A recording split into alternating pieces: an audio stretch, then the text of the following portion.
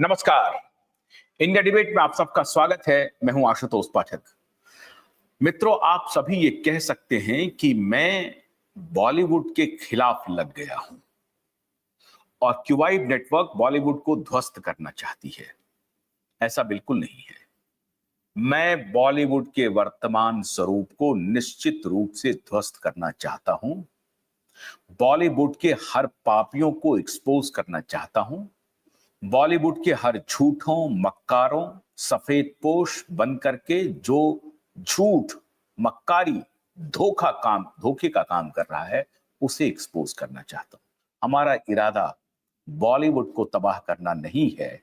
हमारा इरादा बॉलीवुड के झूठे मक्कारों को एक एक करके एक्सपोज करना है। आज उस कड़ी में निशाने पर आ गए हैं माननीय आमिर खान साहब। आमिर खान के बारे में मैं पहले भी बता चुका हूं, 2 दिन से लगातार बता रहा हूं।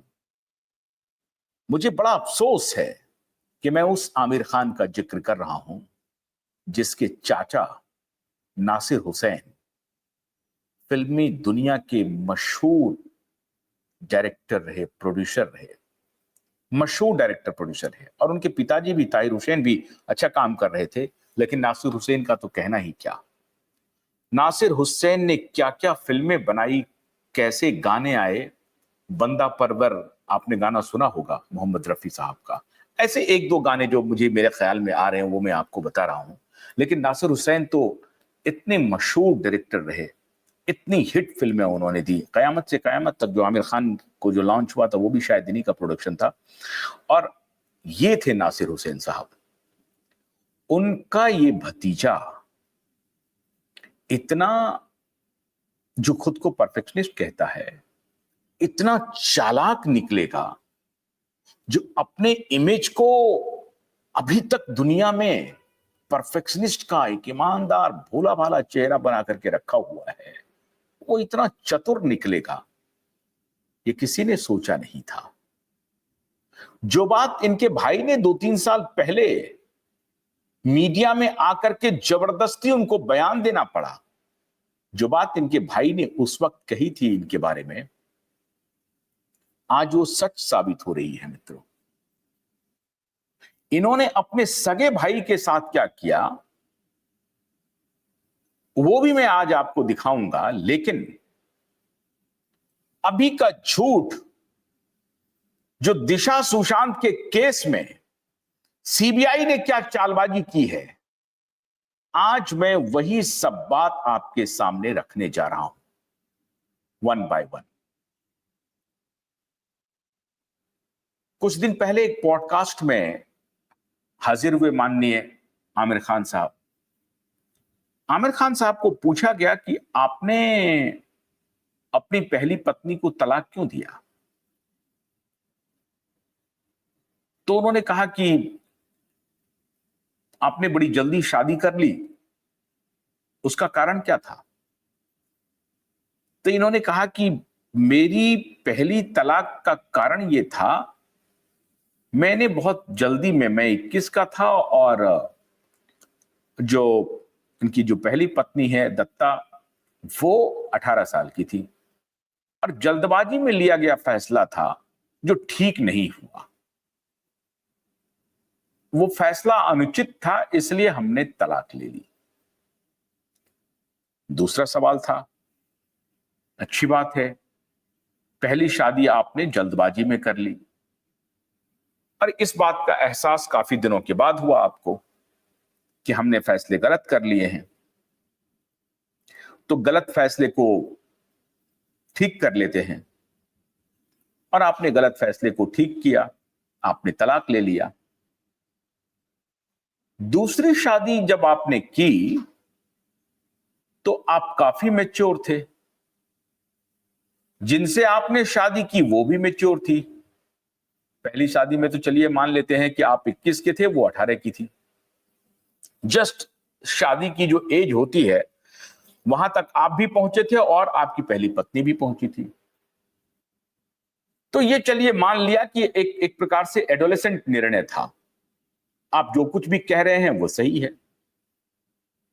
और उस भूल को आपने करेक्ट किया डिवोर्स करके। आपका प्रेरोगेटिव है, आपका अधिकार है, कोई कानून नहीं कहता है कि आप कानूनी रूप से पति पत्नी एक साथ रहने का भी फैसला दोनों का है, अलग रहने का भी फैसला दोनों का है, और कानून इसकी इजाजत देता है। लेकिन दूसरा सवाल आया कि आपने जो अब मैं ये रेफरेंस इसलिए दे रहा हूं कि इसका लिंक कहां जा रहा है ये मैं अभी बता रहा हूं, तो थोड़ा धैर्य से सुनिए खाली।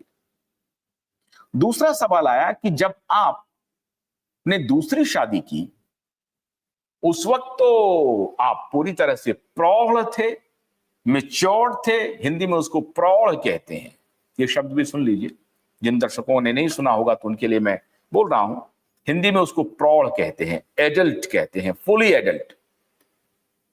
एडल्ट ही नहीं, कंप्लीट एडल्ट, मतलब मस्तिष्क से भी विकसित इंसान। उस आयु को आप प्राप्त कर चुके थे जिस आयु में लोगों को एक्सपेक्ट किया जाता है कि आपका मस्तिष्क पूरी तरह से विकसित हो चुका है। वहां पे आपने निर्णय लिया कि किरण राव से शादी की जा सकती है। किरण राव भी एक विकसित मस्तिष्क की इंसान थी, महिला थी, एक लेडी थी, वो भी विकसित थी, वो भी प्रौढ़ है, एडल्ट है। दोनों की सहमति से ये शादी हुई। फिर ये शादी भी कुछ दिन के बाद दोनों अलग हो गए, डिवोर्स ले लिया। तो आप जो कह रहे थे कि पहली शादी हमने बचपने में कर ली थी, वो निर्णय सही नहीं था, उस निर्णय को हमने करेक्ट किया डिवोर्स करके। तो जो एडोलेसेंट होने के बाद, एडोलेसेंट नहीं एडल्ट होने के बाद, पूरी तरह से मैच्योर होने के बाद जो आपने निर्णय लिया, फिर वो निर्णय में कहां गड़बड़ी हो गई जो आपने दूसरी शादी को भी डिवोर्स में तब्दील कर दिया? कोई जवाब नहीं। अब जो तीसरी को आपने मीडिया के सामने अभी लाया है, उससे शादी की कि नहीं की भगवान जाने, लेकिन तीसरी को जो आपने मीडिया में लाया है, बाकायदा प्रेस कॉन्फ्रेंस करके आपने बताया और बड़े शान से बताया कि कोई पापराजी हमारा पीछा नहीं कर सका, और देखिए हमारी ये तीसरी गर्लफ्रेंड है जो हमारी तीसरी बेटर हाफ भी है। ये है आमिर खान की धूर्तता। आप साफ साफ कहते कि नहीं हमने पहली शादी हमारी नहीं बनी, दूसरी भी नहीं बनी, अब हम तीसरी की तरफ बढ़ रहे हैं। आप साफ कहते। ये कितने बड़े मक्कार हैं, ये कितने बड़े झूठे हैं। ये उत्तर मैंने आपको जो दिया, इससे आपको इस बात का इल्म हो जाएगा। अब इनकी मक्कारी मैं नहीं, इनके भाई ने जो बताई है, और मैं बहुत आभारी हूं एसएसआर वॉरियर का कि उन्होंने काफी इस पे रिसर्च किया और ये वीडियो हम तक भी पहुंचाने की कोशिश की। इनके भाई फैसल खान, उनको ये माननीय आमिर खान जी ने और इनकी पूरी फैमिली ने पागल घोषित कर दिया। न सिर्फ पागल घोषित किया, जबरन 1 साल तक अपने घर में बिठा के रखा। और हद तो तब हो गई जब फैसल खान को एक दिन इसी आमिर खान ने कहा कि आप जाइए अदालत में, पुलिस के कस्टडी में आप जाइए और ये अदालत के सामने कबूल करके आइए कि मैं कहीं पर किसी भी चीज में सिग्नेटरी नहीं रहूंगा, क्योंकि मेरी मानसिक स्थिति ठीक नहीं है। तो फैसल खान का दिमाग थोड़ा सा खटका और उनको लगा कि भाई ये क्यों कह रहे हैं हमारे भाई, जबकि फैसल खान साहब ये कहते हैं कि मैं नहीं मानता हूं कि कोई पैसे का कोई विवाद था हमारे और हमारे भाई के बीच में, कोई विवाद नहीं था। आमिर खान एक सक्सेसफुल एक्टर हैं, पूरी दुनिया उनके सामने झुकी हुई है, तो मेरी क्या औकात थी। तो इनका ब्रदर प्रेम मान लीजिए आ रहा था। फैसल खान के खिलाफ आमिर खान ने केस करवाया, अपनी मां को खड़ा किया। इनके पिताजी किसी दूसरी औरत के साथ रह रहे थे, इनके पिताजी जो हैं वो ताहिर हुसैन, वो किसी दूसरी औरत, इनकी मां के साथ नहीं रहते हैं, वो उन्होंने भी कोई दूसरी शादी कर ली है या दूसरी महिला के साथ रहते हैं। तो माननीय ताहिर हुसैन आखिर में आकर के इनके लिए खड़े हुए। बाद में वो उन्होंने भी अपना हाथ झटक दिया। 40 गार्ड के देखरेख में 1 साल तक इस इंसान को, फैजल खान को, डिप्रेशन की दवा, पागल की दवा, मानसिक रोगी की दवा खिलाई गई। और जब ये वहां से फरार हुआ घर से, तो इन्होंने एक पत्रकार को संपर्क किया, फिर इन्होंने संपर्क किया पुलिस वाले को। पुलिस वाले ने इन्हें राय दी कि आपको जहां से दवा दी जा रही है या जहां से आपको इलाज करके घोषित किया जा रहा है कि आप मानसिक रोगी हैं, इसका उपाय एक ही हो सकता है कि आप किसी सरकारी अस्पताल चले जाइए, सरकारी अस्पताल में अपनी जांच करवाइए कि क्या मैं पागल हूं, क्या मैं मानसिक रोगी हूं, क्या मैं डिप्रेशन का शिकार हूं। और उस पुलिस इंस्पेक्टर की सलाह पे ये जनाब जाते हैं एक सरकारी अस्पताल में। सरकारी अस्पताल वाले कहते हैं कि नहीं नहीं, मैं आपका इलाज नहीं कर सकता हूं, इस मानसिक रोग की अवस्था में आपके परिवार के कोई ना कोई व्यक्ति आपके साथ होने चाहिए, तभी मैं आपकी जांच करूंगा। इन्होंने कहा कि साहब, मेरा तो पूरा परिवार मुझे पागल घोषित करने पे लगा हुआ है, मैं इसी की तो पुष्टि चाहता हूं आपसे, क्या मैं पागल हूं क्या मैं मानसिक रोगी हूं क्या मैं एक्यूट डिप्रेशन का शिकार हूं क्या? तो डॉक्टर बेचारे मान गए। उन्होंने कहा कि आप मेरा सिर्फ टेस्ट कर लीजिए, मैं ऐसी कोई बात तो कह नहीं रहा हूं करने के लिए, टेस्ट करना आपका अधिकार है, प्रेरोगेटिव है, और एक इंसान पूरे होशो हवास में आपको कह रहा है कि मैं मानसिक रोगी अगर हूं तो ये आप जांच करके हमें बता दीजिए। हॉस्पिटल ने जांच किया, जांच के बाद पता चला कि ये बिल्कुल मानसिक रोगी नहीं है। फिर इन्होंने मुकदमा की, केस चला। केस में एक तरफ आमिर खान की मां, आमिर खान की दोनों बहन, सभी कजन, सब लोग एक तरफ और ये एक तरफ। ये मुकदमा लड़ा इन्होंने, लड़ाई लड़ी कि अदालत में, और अदालत ने कहा कि फैजल खान मानसिक रोगी नहीं है, कोई पागल नहीं है, कोई डिप्रेशन का शिकार नहीं है। 2 जगह से पुष्टि हुई, सरकारी अस्पताल से और अदालत से। दोनों जगह पुष्ट किया गया, कंफर्म किया गया कि फैजल खान मानसिक रोगी नहीं है। अब आप कल्पना कीजिए, मानसिक रोगी कौन है? अब मैं क्यों ये चर्चा कर रहा हूं? मेरी चर्चा का रेफरेंस क्या है? मैं फैजल खान की कहानी लेकर आ गया हूं। अब आप जो एसएसआर वॉरियर वो रेफरेंस समझ रहे हैं, लेकिन जो हमारे नए दर्शक जुड़े हैं वो शायद रेफरेंस नहीं समझ रहे हैं। अब मैं वो रेफरेंस आपके सामने ला रहा हूं। आमिर खान एक पागल इंसान है, अगर मैं ये कहूं आमिर खान एक मानसिक रोगी है, आमिर खान डिप्रेशन के शिकार है, तो कौन स्वीकार करेगा? कोई स्वीकार करेगा? नहीं करेगा। क्यों? क्योंकि मैं आमिर खान नहीं हूं। लेकिन आमिर खान अगर किसी को बोले कि ये डिप्रेशन का शिकार है, ये मानसिक रोगी है, तो अधिकतर लोग उसको मानने लगेंगे और कहेंगे कि हाँ, इसकी जांच पड़ताल की जाए। ये था आमिर खान का रुतबा। अब तो खैर क्यूबाइड नेटवर्क ने इनको इनकी औकात बता दी है। आमिर खान को, आमिर खान की औकात अभी लगातार मैं बता रहा हूं, आज फिर मैं बड़ा एक्सपोजे कर रहा हूं।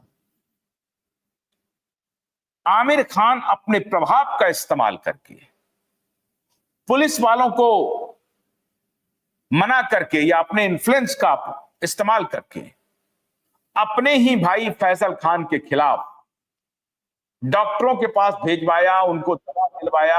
और रैकेटियर्स जो है, डिप्रेशन और पागल खाने का जो मानसिक रोगी का जो इलाज करने वाले रैकेटियर्स हैं प्राइवेट हॉस्पिटल्स के, उनके पास भिजवाया। उनसे दवा खिलवाया और कहा कि 1 साल के बाद दवा होने, ये बेचारे तो दवा मजबूरी में खा रहे थे, लेकिन इन्होंने कहा था कि हम 1 साल तुम्हारे पास रहेंगे। तो उसके बाद अदालत में जब ये कंफर्म हो गया कि फैसल खान मानसिक रोगी नहीं है, तब इनकी नींद उड़ी और फिर फैसल खान इस पूरे घटनाक्रम से बाहर आए। आज वो फैसल खान कह रहे हैं बॉलीवुड पर सुशांत का श्राप लग चुका है और ये बॉलीवुड तबाह हो जाएगा। आज फैसल खान कह रहे हैं कि सुशांत की हत्या हुई है। आज नहीं, 2 साल पहले कह चुके हैं वो, लेकिन ये 2008 की बात है। ये इनको पागल घोषित करवाने की बात 2005 से लेकर के 2008 तक चला था, लेकिन आज से 2 साल पहले 2023 में फैसल खान ने कहा कि सुशांत की हत्या हुई है और सुशांत का श्राप बॉलीवुड पर लगा है और सुशांत के श्राप की वजह से ये बॉलीवुड पूरी तरह से तहस नहस हो जाएगा, क्योंकि यहां पर सच्चे इंसान की कद्र नहीं, बढ़ने वाले अच्छे एक्टर की कद्र नहीं, डायरेक्टर की कद्र नहीं, म्यूजिशियन की कद्र नहीं, गायक की कद्र नहीं। ये इंडस्ट्री पूरी तरह से चरस गांजा ड्रग का पूरी तरह से शिकार हो चुका है और अलग अलग और अन्य कई व्याधियों का शिकार हो गया है ये बॉलीवुड। फैसल खान अब साफ साफ कह रहे हैं। मैं छोटा सा एक वीडियो क्लिप फैसल खान का दिखा रहा हूं, जो उन्होंने मुकेश खन्ना को आज से 3 वर्ष पहले इंटरव्यू दिया था। और मैं सौजन्य मुकेश खन्ना ये वीडियो मैं आप लोगों को थोड़ा सा दिखा रहा हूं, ताकि आपका जो हमारे दर्शक SSR वॉरियर तो देखे हुए हैं, लेकिन जो दूसरे हमारे दर्शक हैं वो शायद इस बात का इत्मीनान करेंगे कि फैसल खान आमिर खान का अपना सगा छोटा भाई, 1.5 साल का फर्क है, आमिर खान से ये छोटे हैं 1.5 साल, तो सगा भाई की क्या प्रतिक्रिया है अपने ही परिवार के बारे में। और बाकी जो इंटरव्यू उन्होंने दिया है वो किसी और चैनल पर दिया है, लेकिन मैं आपसे वायदा करता हूं बहुत जल्द की वाइब नेटवर्क के ऊपर फैसल खान होंगे, बहुत जल्द। हम उनसे बातचीत करने की कोशिश कर रहे हैं और बहुत जल्द फिर मैं चले जाऊंगा फैमिली के। तो फिर मैंने बोला बड़ा तो हम डॉक्टर हैं यहाँ, वो तुमको इंजेक्शन देगा, तुमको बेहोश करके हम लेके जाएंगे। तो मैंने बोला How elder he is to you? He is 1.5 years elder. That's all. Yeah, that's all. तो मैंने बोला आप ये सब करने की जरूरत नहीं है भाई, चलो मैं ऐसे ही चलता हूँ। मुझे लगा जाएंगे कुछ टेस्ट वेस्ट करेंगे छोड़ देंगे। तो वो जब मैं उन्हें लेके गए एक अंधेरी में कोजी नर्सिंग होम में, वहाँ लेके गए मुझे, तो वहाँ तो मेरा फ़ोन वोन ले लिया और वहाँ वो रूम में कैद कर दिया और they are not listening to me, और सब बॉडीगार्ड्स वहाँ भी रखे थे। तो मतलब मुझे किसी से मिलने की इजाज़त ही नहीं है बाहर दुनिया में। और फिर वो सब साथ में थे ना वो लोग। अब्बाजान had got married second time, so he was not staying at home. My father, he had got married to another lady. So he was not there. Yeah, so he was not with them. And your sisters? My sisters were all a part of other side. Yeah, all. So you were alone. I was alone in that. And मैं बोल रहा हूँ कि तो मैंने कहीं पढ़ा था, कितने साल पहले की बात है? ये 2007 में हुआ, नहीं 2005 में हुई थी ये बात।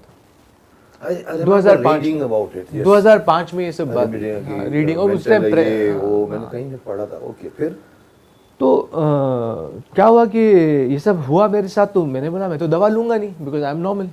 तो वो कहते कि आप लो, हाँ आप दवाई लो, कि वहीं बंद कर दिया मेंटल की दवाई लो। तो बोला तो अब वो लोग क्या कर, मैंने बोला मैं दवा लूंगा नहीं भाई।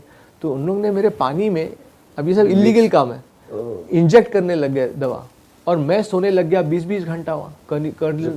हाँ पिला दिया फोर्सफुली, पानी में इंजेक्ट करके, ये सब इलीगल काम है क्या।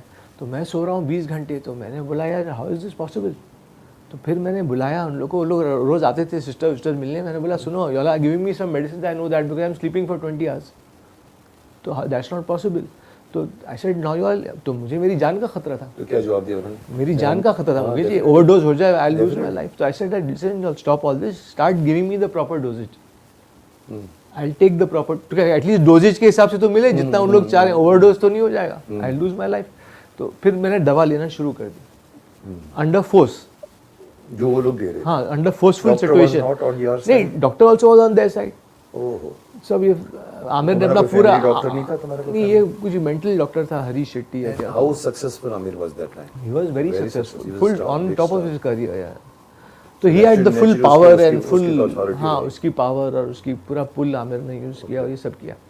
तो फिर 19 दिन वहाँ कोजी नर्सिंग होम में मैं रहा और फिर उन्होंने बोला नहीं अब ये थोड़ा ठीक हो गया है, शांत हो गया है, ये वो जो इसको घर लेके जाओ। तो घर लेके आए तो मेरे घर पे नहीं लाया जहाँ मैं रह रहा था, वो मुझे आमिर के घर पे वहीं वहाँ कैद कर दिया और वहाँ बॉडीगार्ड स्टेशन है and I can't move out and I can't call anyone. तो ये सब मुझे झेलना पड़ा। फिर ये चला कुछ 6-7 महीने चला, फिर मुझे एक मौका मिला, ईद आई तो थोड़ा उन लोगों ने मुझे फिर थोड़ा लीवे दिया, थोड़ा दिया बाहर जाने। तो ईद आई तो फिर मैंने ईद का मौका लेके मैं गया एक जर्नलिस्ट के पास, जमाल शेख। उसको मैंने जैसे आपको बता रहा हूँ कि पूरा ऐसे हुआ, उसको बताया, उसने मेरी रिकॉर्डिंग की, उसने सब ये किया, उसने लिखित में भी लिया मुझसे कि व्हाट आर यू सेइंग, क्योंकि कल अगर मैं न्यूज़ डाल दूँ तो you have said it, they can't put a case on me. तो वो सब करके तो जब फिर मैंने बोला यार जमाल रुक जाओ यार, अभी इसको मत डालो, क्योंकि अभी फैमिली थोड़ा, जैसे मैं आपको मिलने आया हूँ बाहर जमाल, वैसे थोड़ा फैमिली मुझे छोड़ रही है अभी, तो शायद कुछ महीनों के बाद मामला ख़त्म हो जाएगा। तो फैमिली मैटर ऐसे छोड़ो यार, मत डालो अभी। तो मैं आ गया घर पे और वो ईद का दिन था, तो खैर जो भी फिर, लेकिन कुछ महीने के बाद फिर हुआ, फिर आमिर को मैंने बोला कि अभी 1 साल हो गया। आमिर ने बोला 1 साल you have to stay here with me in my house under lockdown. तो वही फिर 1 साल रहा। तो मैंने आमिर अब 1 साल हो गया, मुझे वापस जाने दो भाई। And I had put on 100, I had become 103 किलोस दवा खा के, और मेरे एक्शंस जिससे बोला यार मेरा तो काम भी गया, पूरा राउंड हो गया, राउंड और सब मोटा हो गया। तो खैर मैंने फिर 1 साल के बाद आमिर को बोला अब 1 साल आपने बोला था, अब आप मुझे वापस छोड़िए, घर जाने दीजिए। तो आमिर ने बोला ठीक है तुम जाओ घर। फिर मैं घर आ गया। फिर मैंने सोचा मैं राइटिंग में तब से मेरे दिमाग में राइटिंग आ गई कि मैं चलो मोटा तो हो गया हूँ, but as a creative man I have to be involve in this work, I know this work. तो यही सीखा है, असिस्टेंट डायरेक्टरशिप और राइटिंग और ये सब। तो मैंने राइटिंग के ऊपर ध्यान देना शुरू कर दिया, तो कुछ स्क्रिप्ट्स लिखनी शुरू की मैंने। तो दिस हैपेंड इन 2006 के बिगनिंग में मैं वापस आ गया। अब टाइम चल रहा है, फिर मैंने एक गोट फार्म भी शुरू करने की कोशिश की, उसका रिसर्च करने लग गया मैं, कि मैंने सोचा चलो मैं बॉम्बे छोड़ के कहीं गोट फार्म लिखूं और वहाँ राइटिंग भी करूं। तो ये मैंने आपको एक छोटा सा वीडियो फैसल खान साहब का इसलिए दिखाया ताकि आप इस बात समझ सकें कि फैसल खान साहब के साथ माननीय आमिर जी ने क्या किया। अब रेफरेंस पे आते हैं। सीबीआई ने रिया चक्रवर्ती से पूछा कि जब आपको आमिर खान साहब ने बुलाया था तो आप आमिर खान के यहां क्यों नहीं गई? तो उन्होंने बताया कि मेरे पास गाड़ी नहीं थी। ये बात मैं बता चुका हूं आपको।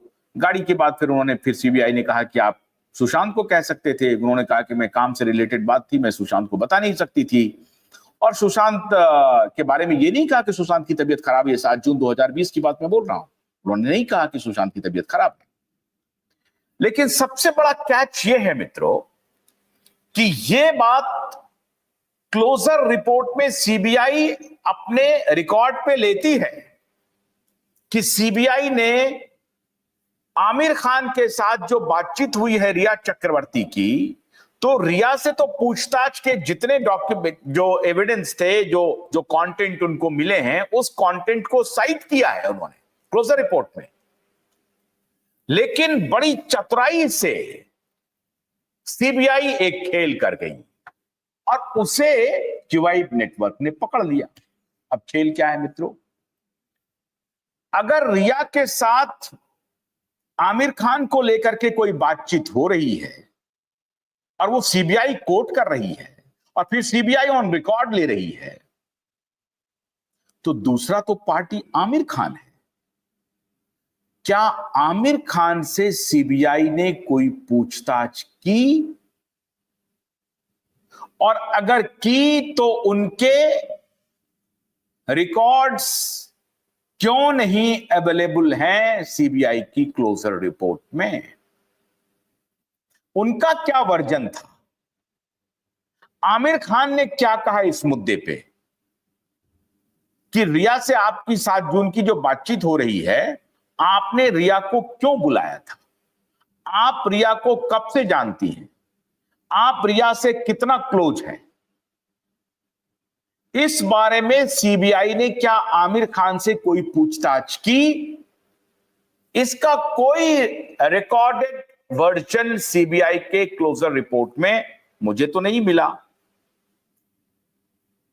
इसका मतलब है कि सीबीआई ने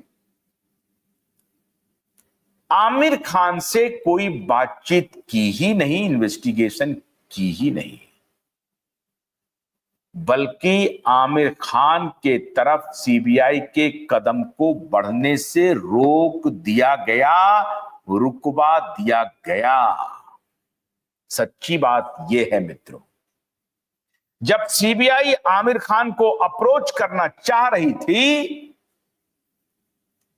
तो कहीं से ये मैनेज हो गया कि नहीं, आमिर खान से पूछताछ की जरूरत नहीं है, आप आमिर को टच मत कीजिए। क्यों नहीं टच किया जाएगा? आप रिया चक्रवर्ती से पूछ रहे हैं, तो जो बुला रहा है उनसे क्यों नहीं पूछेंगे? हो सकता है उनसे पूछने से कुछ राज खुल जाए। अब ये जो मानसिक बीमारी है, इस बीमारी की बात फैसल खान की मैंने क्यों की? क्योंकि रिया चक्रवर्ती ने सुशांत सिंह को मानसिक रोगी डिक्लेयर किया हुआ है। रिया चक्रवर्ती के ही डिक्लेरेशन पे पूरी दुनिया को पता चला है कि सुशांत सिंह मानसिक रोगी था। ये रिया चक्रवर्ती ही है जो पूरी दुनिया को चीख चीख करके बता रही हैं कि सुशांत मानसिक रोगी हो गया था। मानसिक रोगी को ट्रीट करने का बड़ा लंबा अनुभव माननीय आमिर खान के पास है। ये मानसिक रोगी की कहानी कहां से आ गई? और आमिर खान ने जिसे मानसिक रोगी करार दिया था, उसे सरकारी अस्पताल ने कहा कि यह मानसिक रोगी नहीं है। उसे मुंबई की अदालत ने कहा कि यह मानसिक रोगी नहीं है। तो यह मानसिक रोगी का कोई बड़ा रैकेट चल रहा है क्या?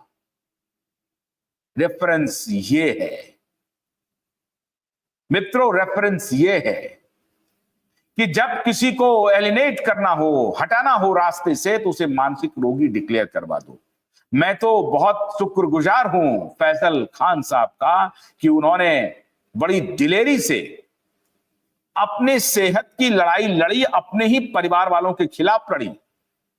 भले ही उनको सरकारी अस्पताल जाना पड़े, भले ही उन्हें अदालत की शरण में जाना पड़े, लेकिन वो दोनों जगह जाकर के विजयी हुए। काश सुशांत भी जिंदा होते और रिया के इस थ्योरी को तार तार कर देते। काश सुशांत उस दिन बच गए होते, लेकिन बचेगा कैसे? जब मारने वाला आ गया तो षड्यंत्रकारी आ गया हो तो बचने कैसे देगा मित्रों? आमिर खान की पूछताछ अवश्यंभावी हो गई है। लोगों को पागल बनाने के, लोगों को धूर्त बनाने का, लोगों को मानसिक रोगी बनाने का लंबा अनुभव है माननीय आमिर खान साहब का। और फिर यह आमिर खान रिया चक्रवर्ती के पॉडकास्ट में अपीयर होते हैं। यह महज संयोग है, महज संयोग है। अमिताभ बच्चन तो नहीं गए पॉडकास्ट में, अक्षय कुमार तो अभी तक नहीं गए हैं पॉडकास्ट में, या और कोई बड़े एक्टर तो नहीं गए। आमिर खान ही पॉडकास्ट में गए और सुष्मिता सेन ही पॉडकास्ट में आई। वो सुष्मिता सेन जो ललित मोदी के साथ पींगे पड़ा रही है, ललित मोदी जो भगौड़ा है, ये कड़ियां जुड़ रही हैं। और इधर ये आमिर खान को पॉडकास्ट में बुला रही हैं और आमिर खान आकर के कह रही है कि चैप्टर 2 में आपका जीवन बड़ा सुंदर हो रहा है। आमिर खान का ये ड्रग रैकेट में क्या हिस्सेदारी है? लोगों को मानसिक रोगी पर प्रवचन देने की क्या हिस्सेदारी है? इसकी जांच अब इनएविटेबल हो गई है और सीबीआई ये पब्लिक डोमेन में लाए, बताए। आमिर खान के चैट की बात, आमिर खान के कॉल की बात आपने रिया चक्रवर्ती से तो की, लेकिन आमिर खान से क्या बात की आपने? वो मटेरियल ऑन रिकॉर्ड नहीं है, तो आमिर खान से कब बातचीत करेंगे माननीय सीबीआई ऑफिसर साहब? या अगर बातचीत हो गई है तो उसे आपने क्लोजर रिपोर्ट में साइट क्यों नहीं किया? उसी क्लोजर रिपोर्ट के हवाले से हमने ये दिखाया था कि सीबीआई ने आमिर खान के मामले में रिया चक्रवर्ती से क्या पूछताछ की है। तो सीबीआई को तो जरूर पूछताछ करनी चाहिए आमिर खान साहब से। आमिर खान से पूछताछ क्यों नहीं हुई, और अगर हुई है तो उसका जिक्र क्लोजर रिपोर्ट में क्यों नहीं है? ये राज बहुत गहरे हैं मित्रों, राज बहुत गहरे हैं। लेकिन मैंने बताया था कल भी आपको, सीआरपीसी 340 और बीएनएसएस 379 के तहत इन सबकी कस्टोडियल इंक्वायरी इनएविटेबल होने जा रहा है। इसलिए परतें तो खुलेंगी, और फैसल की बात बिल्कुल सच है कि सुशांत और दिशा का श्राप बॉलीवुड को लग चुका है। अब कोई सिकंदर चल नहीं रहा है, बन तो रहा है, सुपर फ्लॉप हो रहा है। तो इनकी भी अभी एक नई मूवी आने वाली है, तारे जमीन पर। कोई नहीं देखेगा तारे जमीन पर, लेकिन चूंकि इन्होंने अपना इमेज थोड़ा सा बरकरार रखा है, तो हो सकता है कि गलतफहमी में लोग जाकर के देख लें। देखने के वाले का क्या करिएगा? देखने वाले तो ऐसे भी हैं जो चिन्ना स्वामी स्टेडियम में जाकर के अपनी जान गंवा दिए कोहली को देखने के लिए। अब उसका क्या कर सकते हैं? ऐसी भी भीड़ है हमारे यहां जो अपने जान की बाजी लगा करके एक क्रिकेटर को देखने जा रहे हैं। मैं तो हैरान हूं, एक क्रिकेटर को देखने के लिए आप अपनी जान की बाजी लगा रहे हैं। भीड़ है तो कोई बात नहीं, हट गए। नहीं, सबको जाना है, सबको देखना है, और देख करके पता नहीं वो चांद पे जा रहे हैं क्या, ऐसा लग रहा है। ऐसा है अपना देश। खैर, उस पर मैं फिर कभी बात करूंगा। लेकिन आमिर खान की इंक्वायरी इनएविटेबल हो गई है और उसकी रिपोर्ट भी आएगी। आप इंतजार कीजिए। बहुत बहुत शुक्रिया। नमस्कार।